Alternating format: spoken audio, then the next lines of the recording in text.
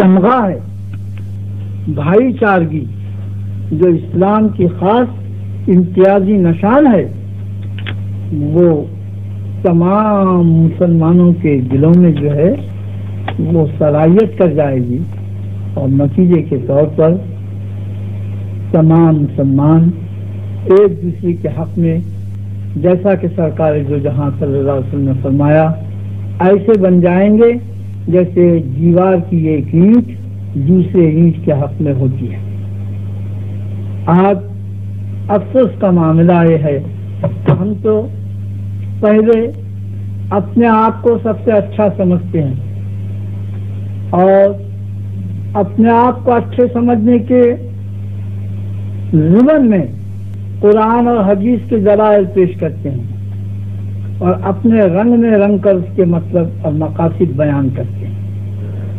اور دوسرا یہ کہ ہم دوسرے کے عیبوں کو دیکھتے ہیں اور یہی خیال کرتے ہیں کہ سامنے والا اچھا نہیں ہے اور ہم اس سے اچھے ہیں، یا اپنی برتری جتانے کی کوشش کرتے ہیں۔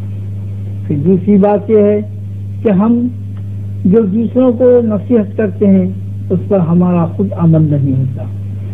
سب سے پہلے میرا ہی معاملہ لو کہ مجھے آج ظہر اور عصر کے درمیان میں پہنچنا چاہیے تھا، اور میں وہاں سے نکلا مغرب پڑھ کر،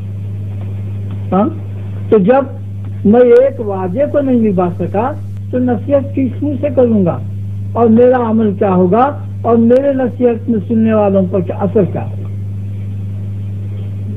تو یہ حالات ہمارے یہ ہیں۔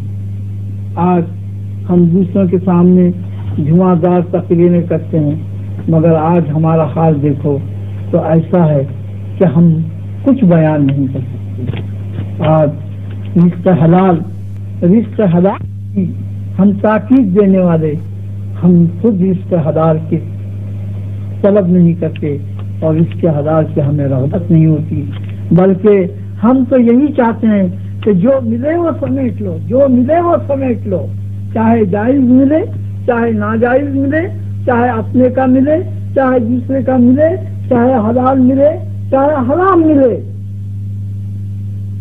ہم سب سمیٹنے کی کوشش کرتے ہیں۔ جب ہم حرام کی روزی پر ہمارا گزارا ہوتا ہے تو ہمارے دعاؤں میں اثر کہاں سے آئے گا، ہماری تقریروں میں اثر کیا ہوگا، ہمارے قلوب میں اللہ کا خوف کہاں سے پیدا ہوگا۔ آج یہی بات ہے کہ یہ ہمارے قوم میں انتشار پھیل گیا، ہم آپس میں فرقوں میں بٹ گئے، فرقوں کے جرگے ہو گئے، اور جرگوں کے افراد ایک ایک فرد الگ ہو گیا، اور نتیجے کے طور پر ہم ایک دوسرے کے خلاف بولنے اور ایک دوسرے کو ذلیل کرنے اور ایک دوسرے کو نیچا دکھانے میں ہم اپنے آپ کو پوری زندگی ختم کر رہے ہیں۔ ہمارا سارا مشن ایک دوسرے کے خلاف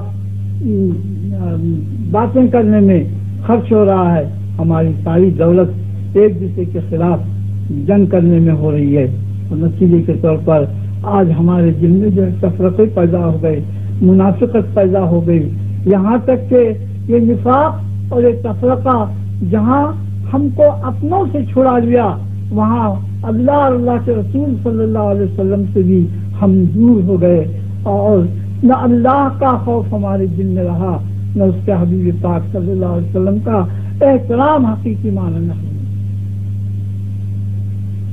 احترام نبی صلی اللہ علیہ وسلم کو ہم نے چھوڑ دیا۔ کچھ احباب احترام کے ماتحت میں یا رسول اللہ صلی اللہ علیہ وسلم کے نعرے لگاتے ہیں، مگر کیا ہے، مگر اعمال کو اگر دیکھو تو ہمارا حال ایسا ہوتا ہے کہ ہمارے منہ سے اللہ کے رسول صلی اللہ علیہ وسلم کا نعرہ لگانا بھی ایک بیعت ہے۔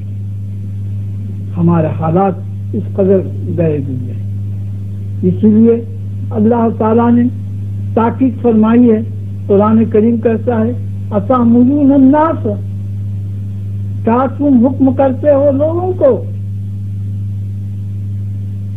بالبر، نیکی کے ساتھ زندگی گزارنے کا، نیکی کے ساتھ عمل کرنے کا، نیکی کا راستہ اختیار کرنے کا، نیک بننے کا. اتامرون الناس بالبر وتنسون انفسکم، اور اپنے جانوں کو بھول جاتے ہو. لوگوں کو نیکی کی طرف بلانے والوں، تم اپنا حال تو دیکھو کہ تم کیا کرتے ہو. وتنسون انفسکم وانتم تتلون الکتاب، اور یہ نہیں کہ تم جاہل ہو، یہ نہیں کہ تم انجان ہو، یہ نہیں کہ تم ناواقف ہو، یہ نہیں کہ تمہیں کوئی بات معلوم نہیں ہے. تم تو کتاب کے پڑھنے والے ہو. انتم تتلون الکتاب، اللہ کی کتاب، قرآن کریم، مکمل دین،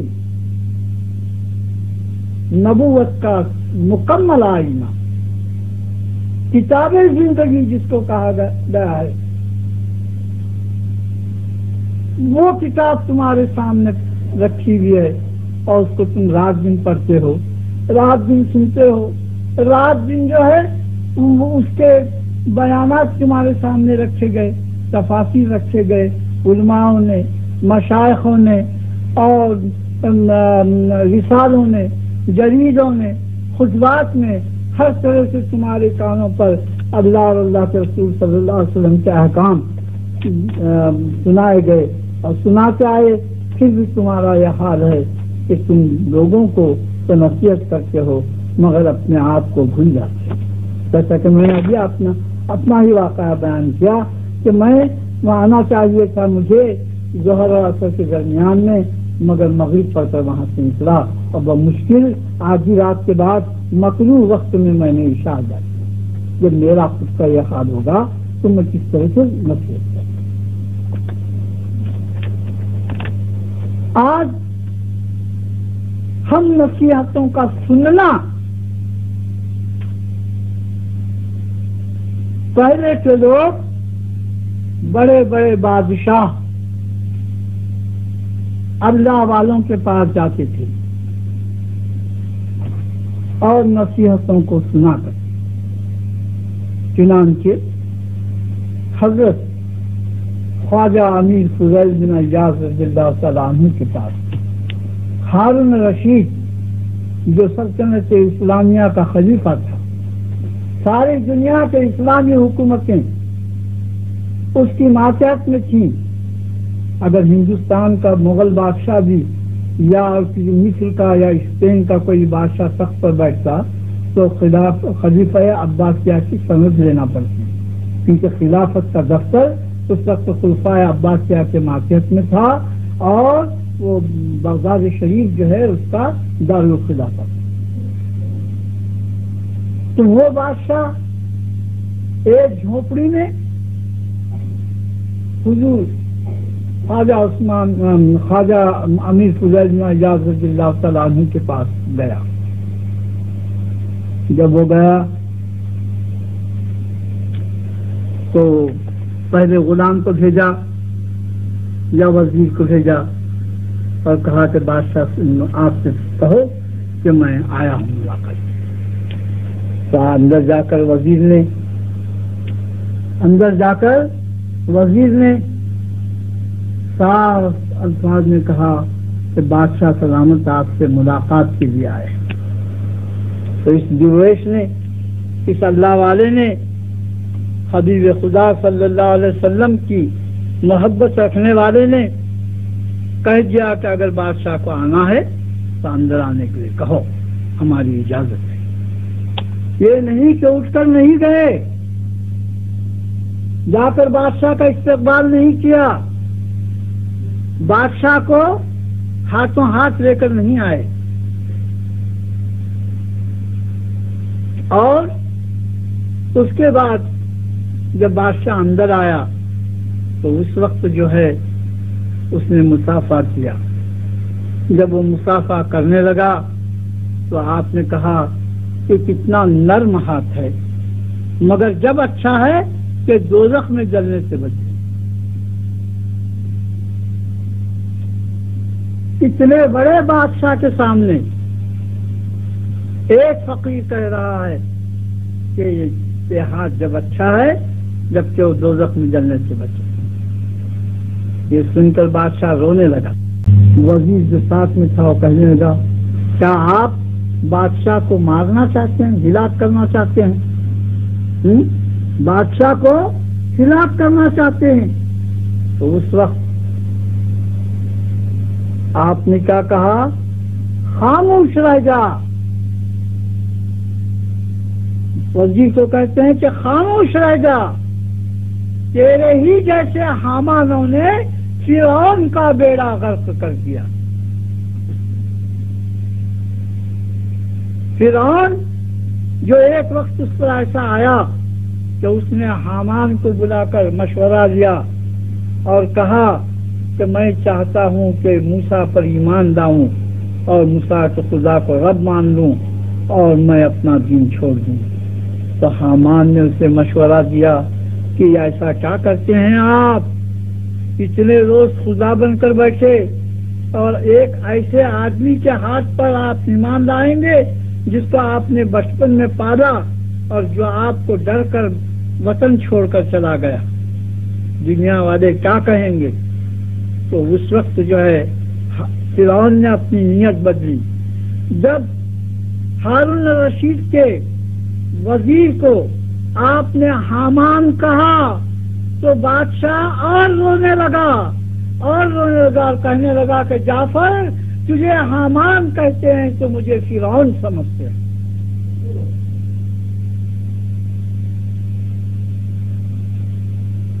تھوڑی دیر کے بعد جب سکون حاصل ہوا اور اس کے بعد جب وہ رخصت ہونے لگا تو اس وقت آپ اپنے جھونپڑی سے باہر آ کر دروازے تک اس کو چھوڑ دیے۔ بادشاہ نے پوچھا کہ کیا معاملہ ہے؟ کہ میں نے جب آیا تو جب آپ نے باہر تو آنا اور بات ہے، آپ نے اپنی جگہ سے اٹھ کر کھڑے بھی نہیں ہوئے، اور اب میں جب جا رہا ہوں تو میرے دروازے تک آپ دروازے تک مجھے چھوڑنے آئے۔ تو اس وقت کہنے لگے کہ تو جب آیا تھا تو بادشاہی کا غرور لے کر آیا تھا، اور اب جب جا رہا ہے تو فقیری کی برتری کو مانگ کر جا رہا ہے۔ اسے کہتے ہیں نصیحت کرنا اور نصیحت سننا۔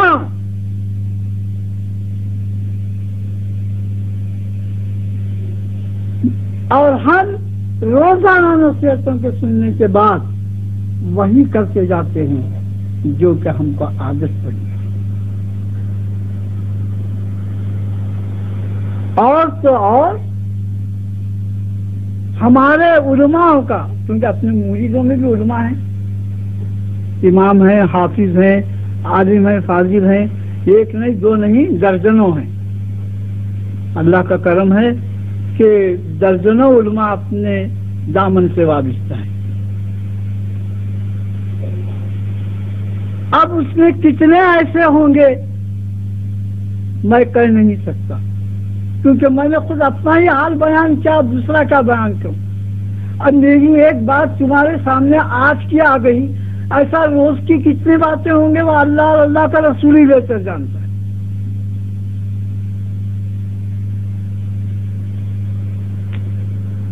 بہت سارے ہمارے حفاظ اور عالم تعویذ اور گنڈوں کے چکر میں پھنسے ہوئے، اور وہ سمجھتے ہیں کہ ہم اللہ کے مخلوق کی خدمت کر رہے ہیں۔ کیا تم نے اللہ کی قدرت میں حصہ لے لیا؟ معاذ اللہ، اللہ والوں نے، بزرگوں نے، پیران طریقت نے تعویذیں لکھے ہیں، دیے ہیں، تعویذیں نقش لکھ کر دیے ہیں، تشتریاں لکھ کر پلائیے ہیں، مگر یہ نہیں کہ دکان کھول کر بیٹھے تھے۔ کبھی اتفاق سے کوئی مریض آ گیا، کوئی حاجت مند آ گیا اور کوئی ضرورت مند آ گیا تو اس کو کچھ لکھ کر دیے اور معاملہ ختم ہو گیا۔ اب یہاں کیا ہے؟ سنیت کا دعویٰ ہے، احترام رسول کے لیے سر پھٹور ہو جا رہا ہے، اور तावीज़ों के गट्ठे दुनिया भर में कमीशन पर बिक रहे हैं।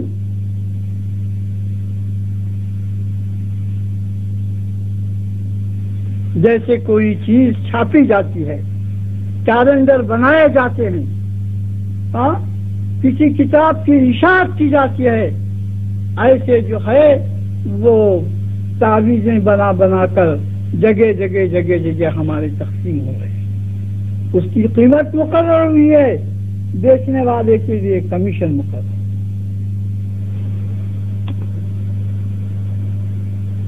पीरों का भी यही हाल है, आलिमों का यह हाल है, मदरसों का यह हाल है। जब उलमा का, पीरों का, मदरसों का यह हाल है तो दुनिया वालों का हाल क्या? जब शेर मुर्दार खाने लगे तो गीदड़ क्या नहीं खाएगा? उलमा और मशाइख बहाने कर जब नाजायज चीजों की तरफ राग़िब हो गए, समंदर और आनी उनका क्या पूछना है? उनके लिए तो सब दरवाजे खुले। तो नसीहतों का सुनना और सुनाना भी हमारे लिए एक शुगल हो गया, एक दिल बहलावा हो गया, अमल कोई नहीं। मेरे मुरीदों में से कितने मुरीद ऐसे हैं जिनके घरों में से कीलियां निकाल दी गई? कोई छाती पर हाथ रखकर बोलो यहां पर कि हमने निकाल दिया।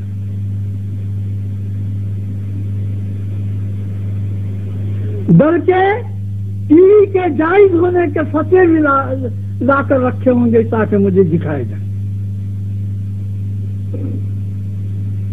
गौर करो, टीवी के अंदर नाचने वाली औरतें, उनके जिस्म का छिड़कना, उनके आज़ा का बल खाना और उनके लिबास की जाजिब नजरी को देखना, जब तुम पसंद करते हो, तुम्हारी बीवियां पसंद करती हैं।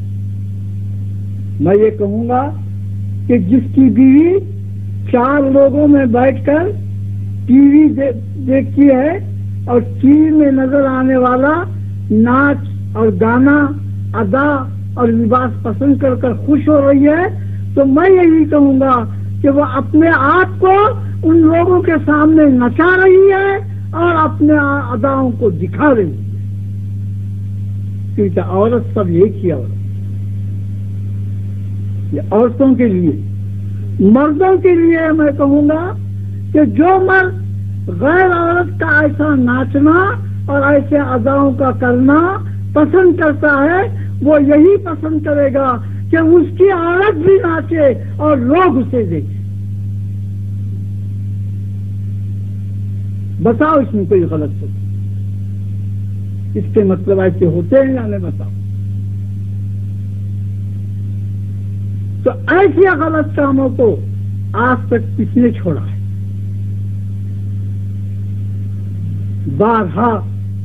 बारहा हम ताकीद देते आए कि देखो, सूजी लेन देन मत करो। फिर भी अपने लोग आकर हमसे मशवरा देते हैं कि हम वो फलां के पास से कर्ज लेकर, उसका सूद कम है, वो लेकर फलां धंधा करना चाहते हैं, वो बैंक में से लेकर ऐसा करना चाहते हैं, वो गवर्नमेंट में से लेकर ऐसा करना चाहते हैं। हम खामोश हो जाते, क्योंकि सूद का देना, गवाह होना, उसके अदायगी में मदद करना, उसमें कोई हिस्सा लेना, सब गुनाह। और ज़िना से बदतर सूद का लेना है। कितना बदतर है और क्या है? तुम्हारे इमामों को पूछ लो, वो हदीसों में से निकाल कर सुना है। आज कितने मुसलमान हैं جنہوں نے اپنے چہروں پر داڑیاں رکھنا آقائے دو جہاں صلی اللہ علیہ وسلم کی سنت سمجھ کر اور یہ سمجھ کر کہ ہم اپنے آقا اور مولا کے رنگ میں رنگ جائیں گے، کتنوں نے داڑیاں میلاد پڑھیں گے، قصیدے پڑھیں گے، اللہ کے حبیب صلی اللہ علیہ وسلم کی تعریفیں کریں گے۔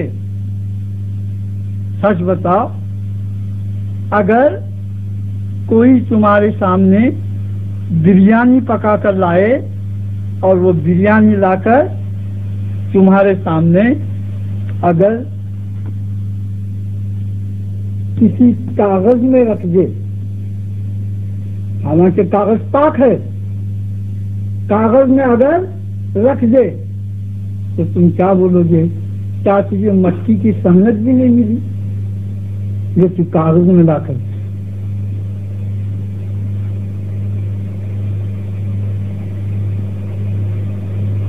گاڑی میں ڈالنے کا ڈسٹل واٹر جو ہے، جو ایک بوتل میں پیک ہوتا ہے، اگر اس کا کوئی کاک کھول دے اور اسے کھلا رکھے یا اس میں کچھ پانی دوسرا ملا دے تو کوئی گاڑی چلانے والا اسے گوارا کرے؟ نہیں کرے۔ اور جس منہ سے تم اللہ کے حبیب صلی اللہ علیہ وسلم کی تعریف اور توصیف بیان کرتے ہو، اور وہ چہرہ تمہارا مشرکوں کا جیسا بنا ہوا، کیا اس صورت سے اور ان ہوٹوں سے اللہ کے حبیب صلی اللہ علیہ وسلم کی تعریف اور توصیف بیان کرنا احترام اور عقیدت کے برابر ہے؟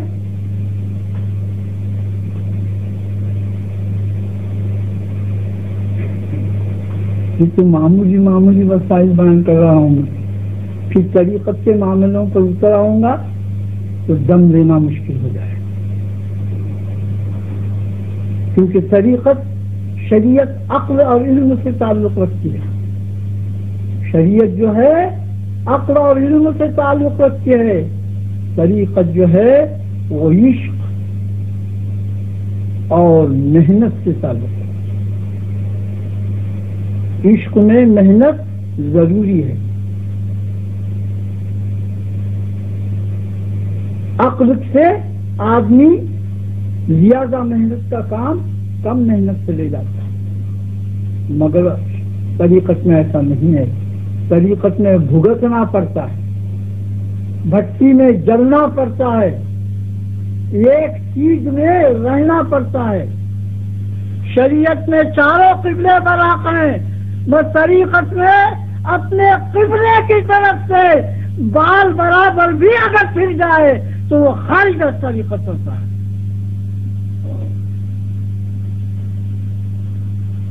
شریعت میں سینہ پھرنا، قبلے کی طرف سے سینہ پھرنا عبادت کو باطل کر دیتا ہے، مگر طریقت میں اپنے قبلے کی سوا اگر کچھ ذرہ برابر بھی وسوسہ دل میں آ جائے تو اس کے جو کچھ ہے وہ سب بیکار ہو جائے۔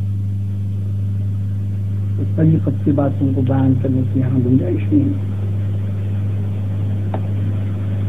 آج کتنے مسلمان ایسے ہیں جو ہزاروں روپئے اپنے من مانی خرچ کرتے ہیں مگر پڑوسیوں کا خیال نہیں کرتے، ماں باپ کا خیال نہیں کرتے، بیوی بچوں کا خیال نہیں کرتے اور دوسرے حاجت مندوں کا خیال نہیں کرتے۔ پوچھو تو بولیں گے آٹا گوندنے کی مشین گھر میں ہے، کپڑا دھونے کی مشین گھر میں ہے، مسالہ پیسنے کی مشین گھر میں ہے، روٹیاں سینکنے کی مشین گھر میں ہے، گوشت گلانے کی مشین گھر میں ہے، اور یہ تمام مشینوں کا بار 10-20 ہزار روپے کا ہوتا ہے، مگر اپنے بیوی کے ناز اور نخرے برداشت کرنے والا 10-20 روپے اللہ کی راہ میں خرچ کرنے کو آگے پیچھے۔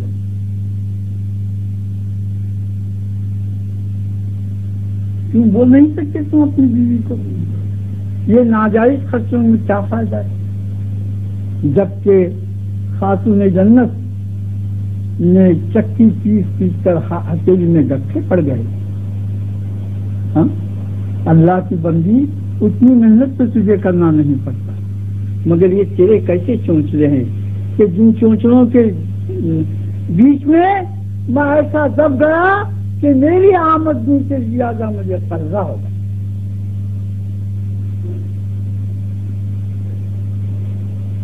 اسی طریقے سے ضعیف ماں باپ کی خدمت کرنا اور ان کے لیے اپنے آرام کو ختم کرنا اور ان کی رضامندی میں اللہ اور اللہ کے رسول صلی اللہ علیہ وسلم کی رضامندی کا سمجھنا. ایسا ماں باپ کا خیال کرنے والے ہم نے کتنے ہیں؟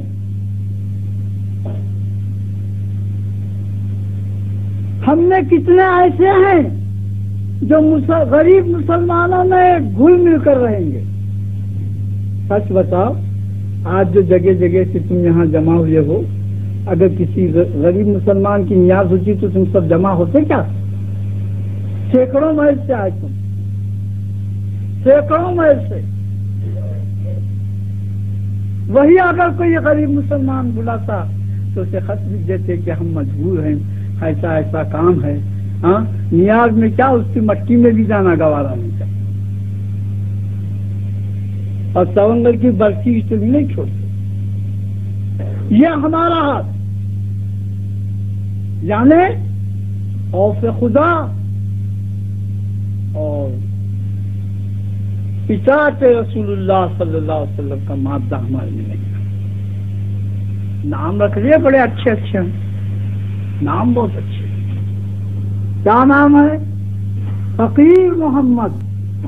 ماشاء اللہ. ہاں اللہ اس نام کی برکت سے حقیقت میں محمد کا فقیر بنائے. ہاں اور کام کیا؟ امیر اکبر، بڑا سونگر. نام فقیر محمد، کام امیر اکبر، بڑے سونگر کے جیسا کام، بادشاہ کا ہی جیسا سمجھو. ہاں ہم بادشاہ، ہمارے گھر کے بادشاہ، ہمارے دھندے کے بادشاہ، ہمارے خاندان کے بادشاہ، ہم کو کون پوچھنے والا ہے؟ ہاں رسول کریم صلی اللہ علیہ وسلم کا فرمان بھی ہے کہ ہر آدمی بادشاہ ہے. کوئی ملک کا بادشاہ ہے، کوئی گاؤں کا بادشاہ ہے، کوئی محلے کا بادشاہ ہے، کوئی جماعت کا بادشاہ ہے، کوئی گھر کا بادشاہ ہے، کوئی اہل و عیال کا بادشاہ ہے، اور کسی کا کچھ نہیں ہے تو اپنے اعضاء اور جسم کا بادشاہ ہے. اور اسے ان تمام چیزوں کے بارے میں جو اس کے معاشیات میں ہے، جو اس کے بادشاہت میں ہے، ان کے سب کے بارے میں پوچھا جائے گا. اب ہمارا ہی معاملہ، ہزاروں مریدین نے ہمارا ہاتھ پکڑا ہے. اب کل قیامت میں تم ہمارے ساتھ ہوں گے، ہم تمہارے ساتھ ہوں گے، اور وہاں ایک دوسرے کے حقوق سے نپٹنا پڑے گا. اور جب اس میں سے چھوٹ جائیں گے تو چھوٹ جائیں گے، اور سب کے متعلق ہم کو پوچھا جائے گا، اور ہمارے متعلق سب کو پوچھا جائے گا. تو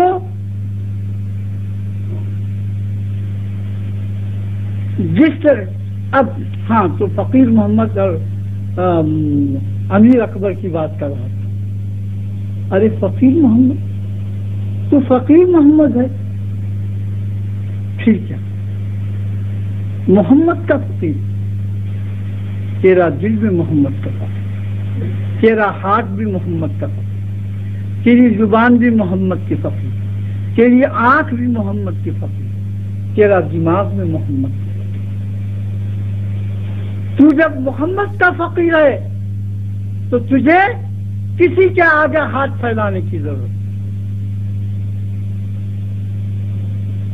کوئی بادشاہ تیرا کچھ نہیں کر سکتا.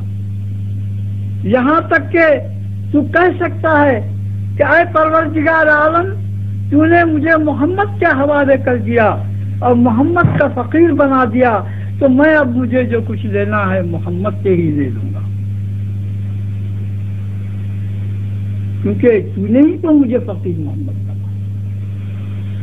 اب یہ کرنے کا چھوڑ کر اگر فقیر محمد بیاجوں سے پیسہ بھر لے، ناجائز طریقوں سے پیسہ بھر لے اور دوسرے تیسرے ظلم اور زبردستیوں سے پیسہ بھر لے، لوگوں کے حقوق مار کر پیسہ بھر لے اور پھر اسی پیسے سے لاکھ حج کو بھی جا کر آئے تو کسی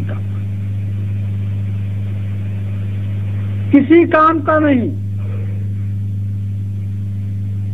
فقیر محمد کا فقیر بڑے بڑے ساہوکاروں کو کہ آؤ بھگت کرے، ان کو دعوتوں پر دعوتیں کھلائے، ان کو جو نذرانے دے، ان کو جو ہے ان کے کام کرے، ان کے واسطے اپنی جیت لے کر پھرے، اور کوئی غریب مسلمان کرا رہا ہے اور وہ پاس میں پڑا ہے تو اس کی طرف نظر بھی اٹھا کر نہ دیکھے تو وہ فقیر محمد نہیں ہے، وہ فقیر محمد نہیں ہے۔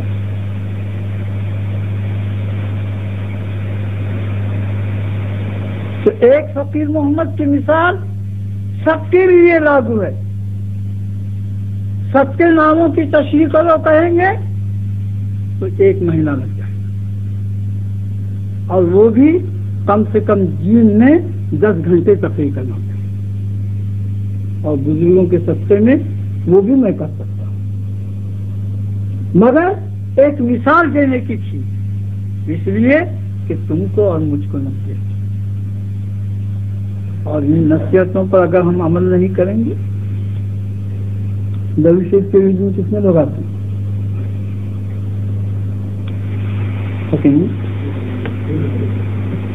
جو مسجد میں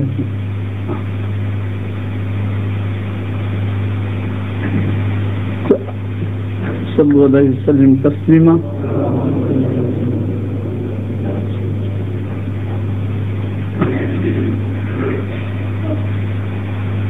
ٹی وی، ریڈیو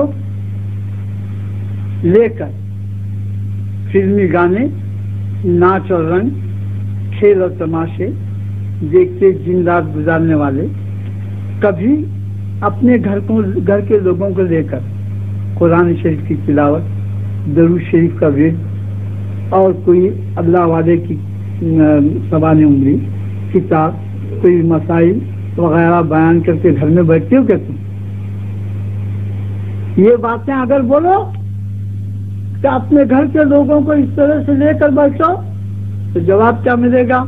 کام دھندے میں ہم کو فرصت نہیں، اور گھر کے لوگوں کو لے کر گھنٹوں ٹی وی دیکھ کے بیٹھنے کے لیے دھندا چلا بھی گئے تو پرواہ نہیں، مگر اس سے فرصت نہیں، کیونکہ جنت گھر میں اتر آئی ہے نہیں؟ ہاں، جنت جو ہے گھر میں اتر آئی ہے، اب اس میں دل میں لگے گا تو کس میں لگے گا؟ مگر یہ جنت اللہ کی جنت نہیں، شداد کی جنت ہے۔ تم نے اپنے گھروں کو شداد کی جنت بنا دیا،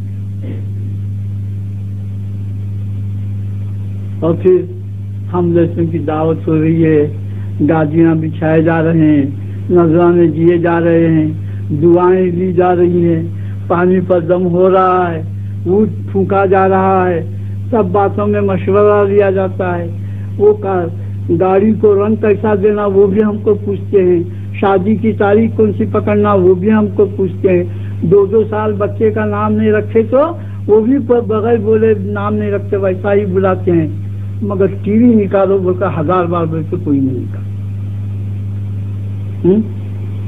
گویا تم ہمارا نہیں سنتے، اپنا چلاتے ہیں، تم جو بولیں گے وہ ہم کرنا، نیاز کا تو آنا، پانی دم کر کے دو تو دینا، اونٹ دو تو دینا، بچے کا نام بولو تو بولنا، شادی کی تاریخ بتاؤ تو بتانا، اس کے واسطے دعا کرو تو کرنا، اس کے واسطے دعا کرو تو کرنا، اور تم کو بولیں گے نماز پڑھو نہیں، جاگ لینا چھوڑو نہیں، ٹی وی نکالو نہیں، عورتوں کو برقع پہنا نہیں،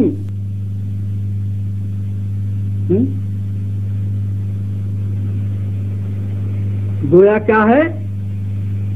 ہم تمہارے محکوم ہیں اور تم ہمارے حاکم. اگر ہم کو حاکم سمجھتے اور وہ بھی روحانی حاکم سمجھتے تو پل بھر کی بھی دیر میں رہتی.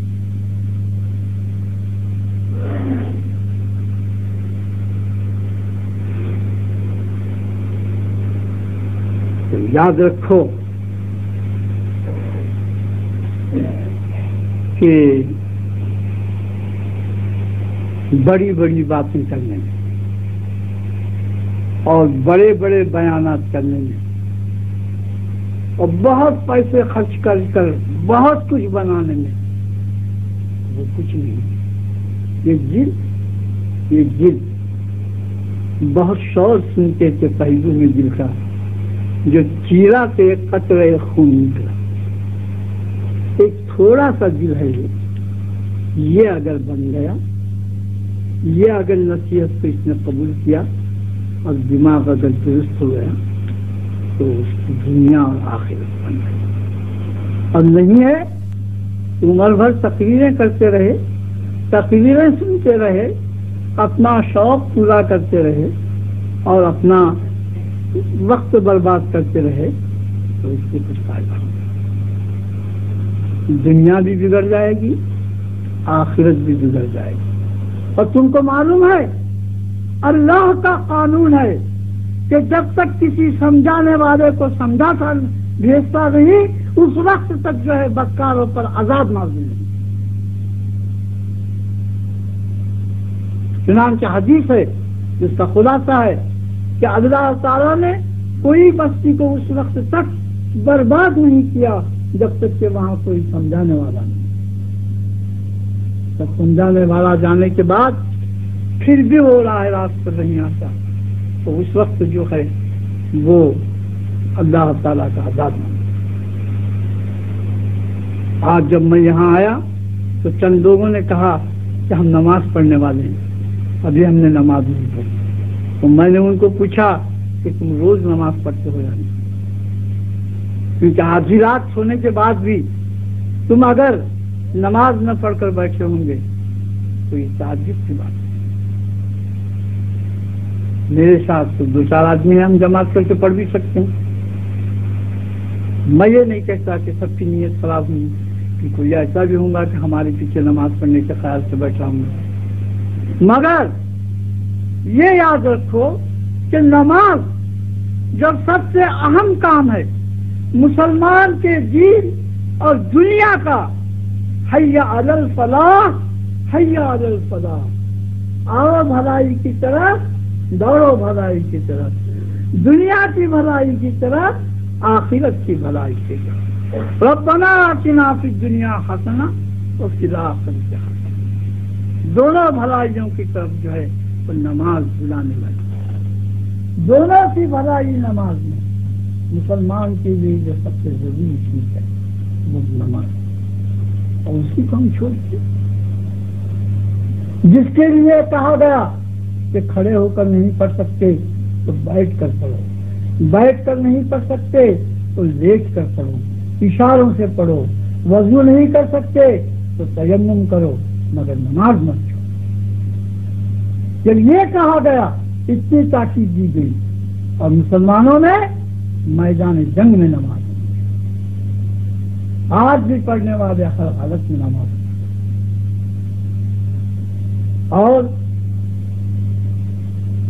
ایسی نعمت کو اور ایسے عظیم برکت والی چیز کو اور دنیا اور آخرت کی بھلائی کو ہم چھوڑ بیٹھے کہ ہمارے دوسرے کام.